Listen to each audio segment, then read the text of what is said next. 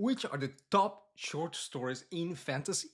Although it would be impossible to nail a definite list, here are 5 stories that each represent a different function of fantasy. First, myth making.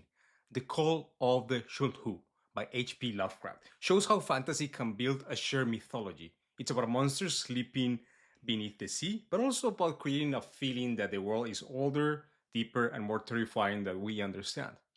Second, moral thought experiment. The Ones Who Walk Away from Omelas by Ursula K. Le Guin strips down fantasy down to an unsettling question. Can a perfect society exist if it depends on suffering? The power of the story comes from what it makes the reader decide. Third, conceptual exploration.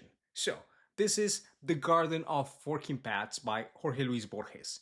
Turns fantasy into a puzzle about time and reality.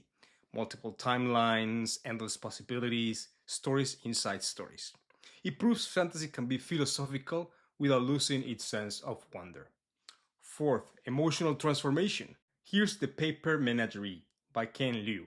Uses magic in the quietest way possibly. Origami animals come alive to explore memory, identity, and family. Finally, Reinvention, The City Born Great by N.K. Jemisin. It reimagines fantasy for the modern world, turning a city into a living being. Magic becomes urban, cultural, and immediate, showing how fantasy evolves with the times. So, 5 stories, 5 different functions. Follow me for more fantasy book recommendations.